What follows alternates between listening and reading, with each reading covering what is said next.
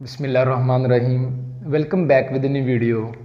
आज हम chapter number 5 start करने जा रहे हैं, सर्कुलर मोशन। अभी हमारा ये फर्स्ट लेक्चर है सर्कुलर मोशन पे, और इस लेक्चर में हम कोई डेप्थ में नहीं जाने वाले, जस्ट हम इंट्रोडक्शन करने जा रहे हैं कि सर्कुलर मोशन होती क्या है। हम कुछ ज़्यादा डिटेल में नहीं स्टडी करेंगे, हम लेक्चर नंबर 2 में आगे कुछ थोड़ी सी डिटेल एक्सप्लेन करेंगे। अदरवाइज़ हम जस्ट इसमें इंट्रोडक्शन कर रहे हैं कि सर्कुलर मोशन होती क्या है। आप लोगों ने 9th क्लास की फिज़िक्स में पढ़ा हुआ है। 9th क्लास फिज़िक्स में आपने टाइप्स ऑफ मोशन पढ़ी हैं कि मोशन की टाइप्स क्या है। वहाँ पे आपने देखा है कि मोशन की एक टाइप है ट्रांसलेटरी मोशन। ट्रांसलेटरी मोशन है, वाइब्रेटरी मोशन है और रोटेटरी मोशन। मोशन की 3 टाइप है, ट्रांसलेटरी, वाइब्रेटरी एंड रोटेटरी। ये 9th क्लास की फिज़िक्स में आप लोगों ने पढ़ा हुआ है ऑलरेडी। मैं बात उधर से स्टार्ट करूँगा। ट्रांसलेटरी मोशन की डेफिनेशन में आप लोगों ने पढ़ा है कि विदाउट एनी रोटेशन, यानी ऐसी मोशन जिसमें रोटेशन ना हो, और वो मोशन अलोंग स्ट्रेट लाइन भी हो सकती है, अलोंग एक कर्व भी हो सकती है। जैसे कि on straight line, on straight line, straight line, ये जो मोशन है अलोंग स्ट्रेट लाइन भी हो सकती है और कर्व पे हो सकती है, कर्व्ड पाथ भी हो सकता है। यानी अभी आप लोगों ने ये पढ़ा हुआ है 9th क्लास की। अभी मैंने कोई डिस्कस नहीं किया, एफएससी का कोई भी एक वर्ड यहाँ पे डिस्कस नहीं किया है। जस्ट हम ये कह रहे हैं कि circular motion chapter number 5 circular motion पे है। आप लोगों ने 9th क्लास में टाइप्स ऑफ मोशन पढ़ी है। मोशन की 3 टाइप्स होती हैं, एक translatory motion, vibratory motion and rotatory motion. मैं ट्रांसलेटरी मोशन को ही डिस्कस करता हूँ आगे मज़ीद फर्दर। ट्रांसलेटरी मोशन की डेफिनेशन में हमने पढ़ा है कि ऐसी मोशन जिसमें बॉडी घूमे बगैर, जिसमें बॉडी घूमे बगैर, स्पिन किए बगैर ही एक ऐसी लाइन पे हरकत करे। वो लाइन या तो सीधी होनी चाहिए या एक कर्व होनी चाहिए, ऐसे मुड़ी हुई लाइन होनी चाहिए। यानी मुड़ी हुई लाइन का मतलब क्या है, या वो लाइन सीधी होगी, देखें स्ट्रेट लाइन का मतलब होता है या वो लाइन सीधी होगी या फिर वो लाइन कर्व होगी, ऐसे कर्व पाथ पे, इस तरीके से। यानी 2 तरह की मोशन होगी, स्ट्रेट भी हो सकती है और कर्व भी हो सकती है, लेकिन बॉडी घूमेगी नहीं।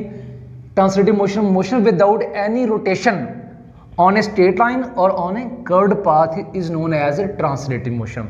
हमने इस केस को बड़ी कंप्लीटली से 9th क्लास में डिस्कस किया हुआ है। वहाँ पे डिस्प्लेसमेंट क्या होता है, वेलोसिटी क्या होती है, एक्सेलरेशन क्या होता है, ये जो टर्म्स हैं ये हमने ऑलरेडी पढ़ी हुई हैं, और न्यूटन्स की इक्वेशन भी हमने पढ़ी हुई हैं। हम देखते हैं यहाँ पे डिस्प्लेसमेंट, लेकिन ये देखें डिस्प्लेसमेंट को हम डी से लिखते हैं।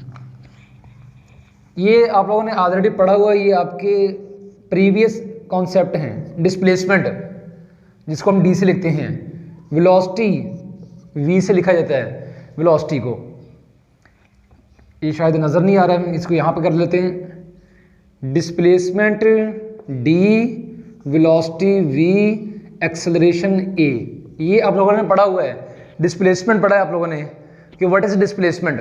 डिस्प्लेसमेंट आप लोगों ने पढ़ा है कि 2 पॉइंट्स के दरमियान जो मिनिमम डिस्टेंस होता है, 2 पॉइंट्स के दरमियान जो शॉर्टकट मिनिमम डिस्टेंस होता है, that is known as a displacement. और इसके बाद वेलोसिटी आपने पढ़ा है कि डिस्प्लेसमेंट में तब्दीली की शरह को, rate of change of displacement is called velocity. उसके बाद एक्सेलरेशन पढ़ा है, वेलोसिटी में तब्दीली की शरह को बोलते हैं, और इसको इंग्लिश में बोलते हैं rate of change of velocity is called acceleration. ये आप लोगों ने ऑलरेडी पढ़े हुए हैं, और इन्हीं को इस्तेमाल करके ये देखें डिस्प्लेसमेंट, इसका यूनिट मीटर है। अगर आप लोग देखो ना 9th क्लास फिजिक्स में, डिस्प्लेसमेंट का यूनिट क्या है, मीटर। उसके बाद वेलोसिटी, वेलोसिटी का फॉर्मूला है डिस्प्लेसमेंट बटा टाइम इज मीटर पर सेकेंड, मीटर पर सेकेंड। इस तरह एक्सेलरेशन, वेलोसिटी में तब्दीली की शरह है, वेलोसिटी बटा टाइम, और वेलोसिटी का यूनिट था मीटर पर सेकंड। ये मीटर पर सेकंड ऊपर आएगा, नीचे से सेकंड आएगा, तो ये बन जाएगा मीटर पर सेकंड स्क्वायर। देखें ये इनके यूनिट आ गए। ये मैंने फार्मूले भी लिखे हैं, लेकिन डिस्प्लेसमेंट का फार्मूला नहीं लिखा मैंने। देखिए ज़रा गौर करें, वेलोसिटी का मैंने फार्मूला लिखा d/t, एक्सेलरेशन का फार्मूला मैंने लिखा v/t, और सामने लिखा मीटर पर सेकंड स्क्वायर। इसका यूनिट आ गया, इसका यूनिट आ गया मीटर पर सेकंड, और ये आ गया ओनली मीटर। यहाँ पे मैंने फार्मूला नहीं लिखा। उसकी वजह यह है कि आप लोगों ने एफएससी फिजिक्स चैप्टर नंबर 1 में बेस क्वांटिटीज़ और डिराइव्ड क्वांटिटीज़ पढ़ी हुई हैं। बेस एंड डिराइव्ड क्वांटिटीज़, ये जो डिस्प्लेसमेंट है ये एक बेस क्वांटिटी है, ये एक ऐसी क्वांटिटी है जिसको अदर क्वांटिटीज़ की फॉर्म में नहीं लिखा जा सकता। और ये जो वेलोसिटी है ये डिराइव्ड क्वांटिटी है, इसको ये देखिए बेस क्वांटिटी की फॉर्म में लिखा जा सकता है। ये देखिए दो बेस क्वांटिटीज है, एक डिस्प्लेसमेंट और एक टाइम। ऐसे ही एक्सेलरेशन ये भी एक डिराइव्ड क्वांटिटीज है, ये भी एक डिराइव्ड क्वांटिटीज है। लेकिन ये जो डी है ये एक बेस क्वांटिटी है, इसको डिफाइन करने के लिए किसी अदर टर्म की जरूरत नहीं पेश आती। यानी ये डिस्प्लेसमेंट है या डिस्टेंस ये एक ही चीज़ है। क्योंकि हम जब स्ट्रेट लाइन की बात करते हैं, अगर हमारे पास ये देखें डिस्प्लेसमेंट और डिस्टेंस में थोड़ा सा मैं फ़र्क बता देता हूँ। अगर बॉडी ऐसे किसी कर्व के ऊपर मूव कर रही है, देन हमारे पास ये जो ऊपर वाला पाथ होगा ये टोटल, इसको हम एस बोलेंगे डिस्टेंस, और यहाँ से लेके यहाँ तक जो टोटल होगा उसको हम क्या बोलेंगे डिस्प्लेसमेंट। ये जो शॉर्टकट है ये इसको डिस्प्लेसमेंट बोलेंगे, ये आएगा डिस्प्लेसमेंट। लेकिन अगर बॉडी इधर ना जा रही हो, बॉडी जा इधर रही हो, देन यही डिस्टेंस होगा और यही डिस्प्लेसमेंट होगा, दोनों सेम हैं। अब यही डिस्टेंस और यही डिस्प्लेसमेंट होगा ये, इसलिए मैं कह रहा हूं कि यहां पे डी ले लें या फिर एस। यानी डिस्टेंस जब लाइन स्ट्रेट हो, स्ट्रेट लाइन में मोशन हो, डिस्टेंस और डिस्प्लेसमेंट एक ही चीज़ होती है, और इसका जो यूनिट होता है मीटर होता है, और ये एक बेस क्वांटिटीज है, इसको किसी और क्वांटिटी की शक्ल में नहीं लिखा जा सकता है। ऐसे वेलोसिटी, ऐसे एक्सेलरेशन ये डिराइव्ड क्वांटिटीज है। डिस्प्लेसमेंट बटा टाइम मीटर पर second, acceleration is equals to velocity बटा टाइम मीटर पर सेकंड स्क्वायर। लेकिन यहाँ पे हम एक टर्म्स अगर ऐड कर लें तो ज़्यादा बेहतर होगा समझने के लिए। ये जो डिस्प्लेसमेंट है इसको मैं लिखूंगा लीनियर, इसके लिए क्या लिखूंगा लफ्ज़ है लीनियर। लीनियर डिस्प्लेसमेंट, क्योंकि मोशन अलोंग ए लाइन है इसलिए मैं इसके साथ लिखूंगा लीनियर डिस्प्लेसमेंट। ऐसे ही लीनियर वेलोसिटी, और ऐसे ही नेक्स्ट लीनियर एक्सेलरेशन। ये कौन सा एक्सेलरेशन है? Linear acceleration. यानी linear displacement, linear velocity, linear acceleration, ये टर्म्स हमने पढ़ी हुई हैं। इन्हीं को इस्तेमाल करके हमने न्यूटन्स की इक्वेशन बनाई है। इनको इस्तेमाल करके हमने न्यूटन्स की इक्वेशंस बनाई हुई हैं, वो मैं यहाँ पे लिख दूँ तो बेहतर रहेगा।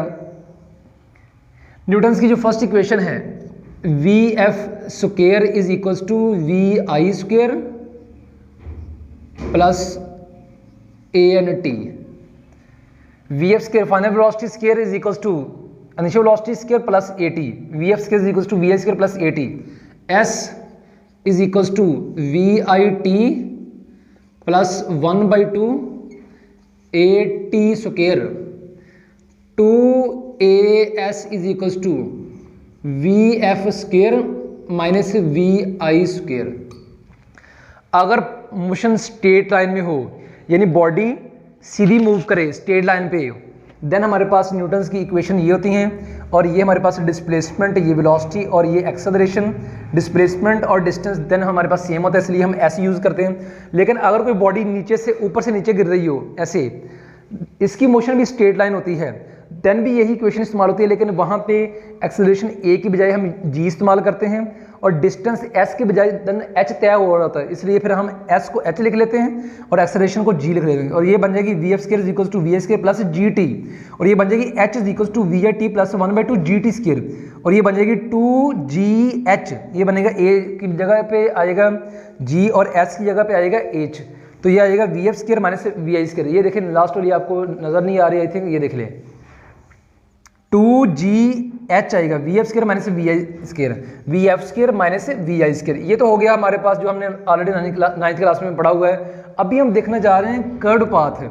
अगर मोशन अलोंग कर्व्ड पाथ हो, देन हमारे पास कैसे हम इसको इस्तेमाल करेंगे देखते हैं। यही टर्मिनोलॉजीज होंगी, हम कर्व्ड पाथ को डिस्कस करने जा रहे हैं। ये हमने 9th क्लास में पढ़ा हुआ है, इतना इसमें हमें समझने में कोई दिक्कत नहीं है, कोई परेशानी नहीं है। अभी हम देखते हैं कर्व्ड पाथ में, क्योंकि ट्रांसलेटिव मोशन में विदाउट एनी रोटेशन बॉडी सीधी भी जा सकती है और बॉडी अलोंग ए कर्व भी हो सकती है। अभी हम देखते हैं कोई बॉडी अलोंग ए कर्व मूव कर रही है, अलोंग ए कर्व मूव कर रही है, देन हमारे पास है उसका डिस्प्लेसमेंट क्या होगा, उसकी वेलोसिटी क्या होगी, उसका एक्सेलरेशन क्या होगा, वो देखते हैं हम लोग। यहाँ पे लगाते हैं लाइन, समझने के लिए इसको सेपरेट कर लेते हैं। आगे हम स्टडी करते हैं कि ये क्वांटिटीज आ जाएंगी। अभी हमारी जो मोशन है इसको भी अरेंज करते हैं। अभी हम कर्व्ड पाथ के ऊपर डिस्कस करने जा रहे हैं। Curved path means circular path है, ऐसे समझ रहे कि बॉडी सर्कल के ऊपर मूव कर रही है, बॉडी क्या कर रही है, सर्कल के ऊपर मूव कर रही है। देन हमारे पास ये इक्वेशन इस्तेमाल नहीं होगी, ये डिस्प्लेसमेंट, ये वेलोसिटी, ये एक्सेलरेशन इस्तेमाल नहीं होगा, ये फार्मूले इस्तेमाल नहीं होंगे, ये यूनिट इस्तेमाल नहीं होंगे, ये न्यूटन्स की इक्वेशन इस्तेमाल नहीं होंगी। ये तब भी इस्तेमाल होती है जब स्ट्रेट लाइन में हो, लेकिन अभी हमारी मोशन जो है वो कर्व्ड पाथ के ऊपर आ गई है। अभी हम देखते हैं कि अब कौन सी डिस्प्लेसमेंट क्या होगा, वेलोसिटी क्या होगी, एक्सेलरेशन क्या होगा। अभी हम इक्वेशन कौन सी इस्तेमाल करें, कैसे इस प्रॉब्लम को सॉल्व करें, इसके लिए हम टर्म इस्तेमाल करने जा रहे हैं। देखें ये जो लिखा ना लीनियर डिस्प्लेसमेंट, अब आ जाएगा एंगुलर डिस्प्लेसमेंट। क्या आ जाएगा, लीनियर की जगह पे आ जाएगा एंगुलर डिस्प्लेसमेंट। मैं यहां पे लिखूंगा एंगुलर डिस्प्लेसमेंट, एंगुलर डिस्प्लेसमेंट। मैंने इसके साथ में डिस्प्लेसमेंट नहीं लिखा, इसलिए linear displacement. Linear velocity understood है, लीनियर एक्सेलरेशन ऐसे ही मैं लिखूंगा। एंगुलर डिस्प्लेसमेंट को लिखते हैं थीटा के साथ ऐसे। अब ये न्यू टर्म्स है, आपको समझना है, इसको फोकस करना है। अभी जस्ट हम इंट्रोडक्शन कर रहे हैं, अगले हम इंशाल्लाह ताला अगले आर्टिकल में हम इनकी डेप्थ में जाएंगे कि थीटा क्या है। ऐसे ही एंगुलर डिस्प्लेसमेंट, ऐसे ही angular velocity, angular velocity, angular velocity के लिए हम ओमेगा यूज करते हैं। जैसे ये देखें linear displacement, angular displacement, linear velocity, angular velocity, ऐसे लीनियर एक्सेलरेशन और ऐसे ही एंगुलर एक्सेलरेशन। एंगुलर एक्सेलरेशन के लिए हम अल्फा यूज करेंगे। अब ये टर्मिनोलॉजीज आप लोगों ने अपने माइंड में बैठानी, क्योंकि ये न्यू टर्म्स आ रही हैं, थीटा, ओमेगा और अल्फा। इसको आप अपने माइंड में रिकॉल करें। अभी हम इसकी डेप्थ में नहीं जाएंगे, क्योंकि अगर अभी इस डेप्थ में चले जाएंगे तो आप लोग इसको कंफ्यूज हो जाओगे। इसलिए जस्ट आप लोगों ने इसको रिलेट करवाना है इसके साथ कि जब हम एक लाइन पे मोशन को स्टडी कर रहे थे, देन हमने कहा था लीनियर डिस्प्लेसमेंट, जिसके लिए हमने डी इस्तेमाल किया।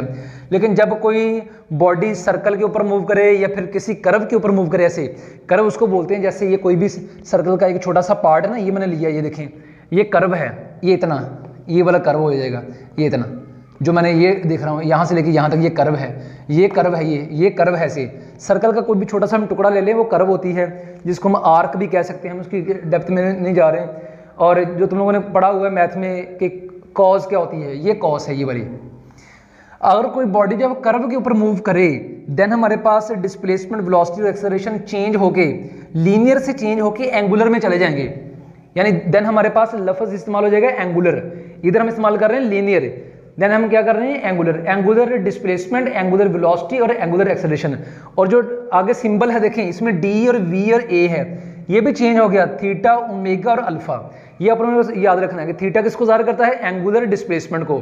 वेलोसिटी की, ये जो एंगुलर वेलोसिटी क्या होती है, वो ओमेगा होती है, वो वी नहीं होती है। जैसे यहाँ पे लीनियर वेलोसिटी वी होती है, लेकिन यहाँ पे एंगुलर वेलोसिटी ओमेगा होगी। ऐसे ही लीनियर एक्सेलरेशन ए होगा, लेकिन इधर देखें एंगुलर एक्सेलरेशन ए नहीं, अल्फा है। अल्फा भी ये एक न्यू सिंबल नहीं है। आप लोगों ने 10th क्लास की फिजिक्स में लास्ट चैप्टर में आप लोगों ने अल्फा, बीटा, गैमा, रेडिएशन वगैरह पढ़ी हुई हैं। ये वही अल्फा है, लेकिन यहाँ पे ये जस्ट सिंबल के तौर पे इस्तेमाल हो रहा है, ये रेडिएशन नहीं है। यहाँ पे जस्ट हम एंगुलर एक्सेलरेशन को शो करने के लिए हम अल्फा इस्तेमाल करते हैं, और एंगुलर वेलोसिटी के लिए हम ओमेगा इस्तेमाल करते हैं, और एंगुलर डिस्प्लेसमेंट के लिए हम थीटा इस्तेमाल करते हैं। और इन्हीं पे अब देखें, जब डी, वी और ए होता है, देन हमारे पास न्यूटन की इक्वेशन ये इस्तेमाल होती हैं। लेकिन यहाँ पे भी न्यूटन की इक्वेशन इस्तेमाल हो सकती हैं, यहाँ पे भी न्यूटन की इक्वेशन बिल्कुल सर्कल के ऊपर भी इस्तेमाल होंगी, लेकिन वो ये वाली इस्तेमाल नहीं हो सकती कभी भी, बिकॉज ये तो लीनियर मोशन के लिए है। ये जो अभी हमने बनाई है, ये वाला इस्तेमाल करके ये बनाई है, तो ये तो लीनियर मोशन के लिए। लेकिन अभी हम देखते हैं थीटा, ओमेगा और अल्फा की शक्ल में हम इस मोशन के ऊपर कैसे न्यूटन की इक्वेशन इस्तेमाल करें, अब वो देखते हैं। क्योंकि अभी हम कुछ किसी गहराई में नहीं जा रहे हैं, इसको ज़्यादा कम्प्लेक्स नहीं कर रहे हैं, वो अगले हम आर्टिकल में थोड़ा थोड़ा करके कर लेंगे इसको। ये सर्कुलर मोशन है, अभी मैं सर्कल लाजमी ड्रा करूंगा। सर्कुलर मोशन, अभी मैं देखता हूँ इक्वेशन नंबर 1 जो है न्यूटन्स की फर्स्ट इक्वेशन, उसको हम कैसे सर्कल के लिए इस्तेमाल करें। फर्स्ट इक्वेशन में है V F square is equals to final velocity का स्क्वायर। देखिए जरा गौर करना है, फाइनल वेलोसिटी का स्क्वायर। तो फाइनल, ये देखें, जब हमारे पास लीनियर मोशन होती है देन वेलोसिटी वी होती है, लेकिन जब हम यहाँ पे सर्कुलर मोशन को डिस्कस करते हैं देन हमारे पास वेलोसिटी ओमेगा होती है। अब हम ओमेगा इस्तेमाल करेंगे, थीटा नहीं। जहाँ पे वी है वहाँ पे ओमेगा। मैं यहाँ पे एक टर्म इस्तेमाल कर ही देता हूँ कि जहाँ पे वी है वहां पे हमने इस्तेमाल करना है ओमेगा, और जहां पे हमारे पास एस है वहां पे हमने इस्तेमाल करना है थीटा, और जहां पे हमारे पास एक्सेलरेशन ए है वहां पे इस्तेमाल करना है अल्फा, जहां पे टी है वो तो टी ही इस्तेमाल करेंगे कि टाइम दोनों में सेम होता है। इन टर्म्स को देखिए जरा गौर से, जहां पे वी है वहां पे ओमेगा इस्तेमाल करेंगे क्योंकि वी की जगह पे ओमेगा आ गया, और जहां पे एस है ये जो डिस्टेंस से डिस्प्लेसमेंट वहां पे हम क्या इस्तेमाल करेंगे थीटा, देखें क्योंकि यहाँ पे एस है वहां पे थीटा, जहां पे वी है वहां पे ओमेगा, जहां पे ए है वहां पे अल्फा, देखिए यहाँ पे जहां पे वी वहां पे ओमेगा, जहां पे एस है वहां पे थीटा, जहां पे ए है वहां पे अल्फा, टी की जगह पे टी आ जाएगा। अब हम देखते हैं न्यूटन्स की इक्वेशंस क्या है।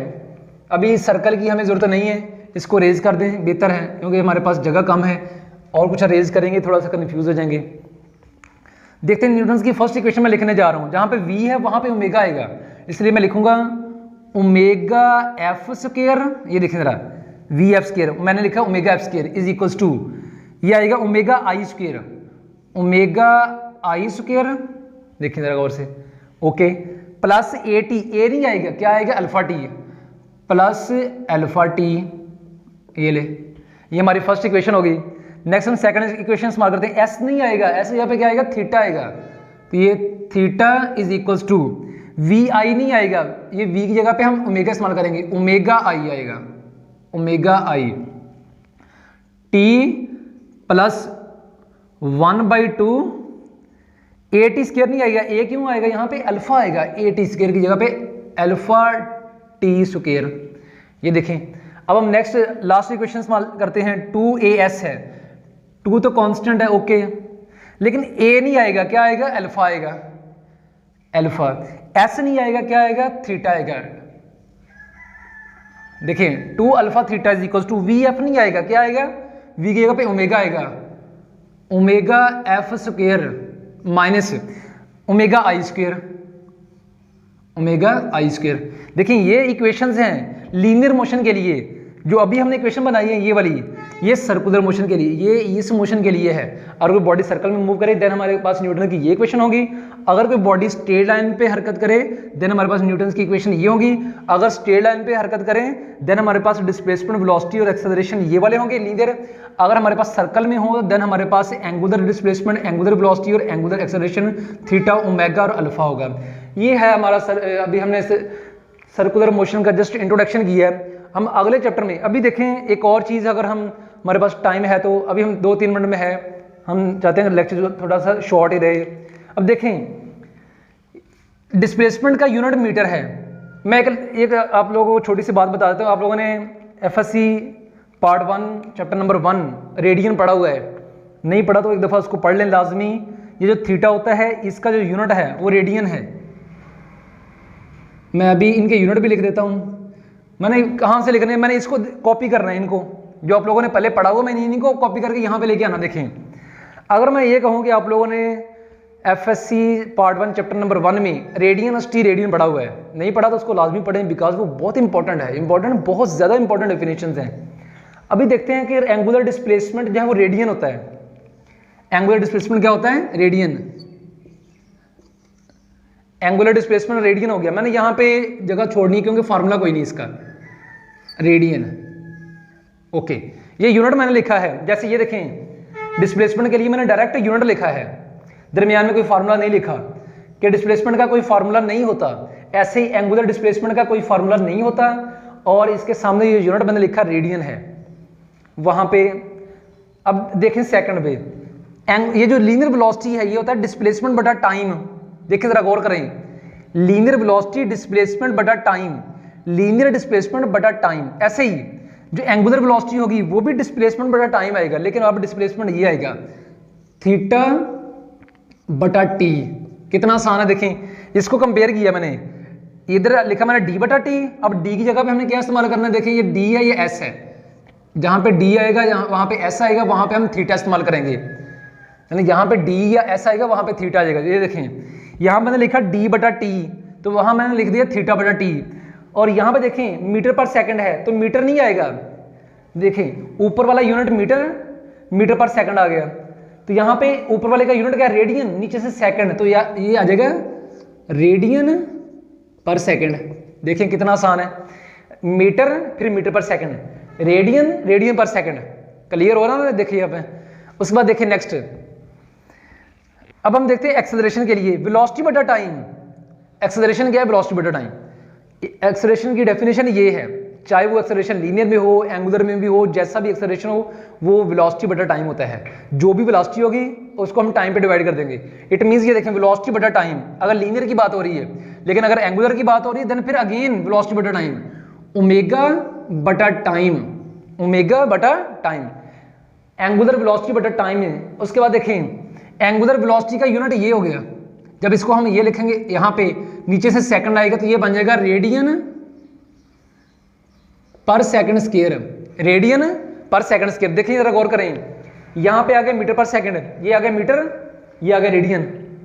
देखिए नजर आ रहा है ना आप लोगों को, ये देखें अभी यहाँ पे आ गया, देखें ये डिस्प्लेसमेंट का यूनिट मीटर, इसका यूनिट रेडियन, और ये लीनियर वेलोसिटी का यूनिट मीटर पर सेकंड, एंगुलर वेलोसिटी का यूनिट रेडियन पर सेकंड, रेडियन पर सेकंड। ऐसे ही मीटर पर सेकंड, पहले मीटर, फिर मीटर पर सेकंड, फिर मीटर पर सेकंड स्क्वायर, रेडियन पर सेकंड, रेडियन पर सेकंड स्क्वायर। सेम क्वांटिटीज हैं। अभी हमने इसकी गहराई में नहीं गए हम लोग, अगले हम आर्टिकल में जाएंगे थीटा, ओमेगा और अल्फा होते क्या हैं।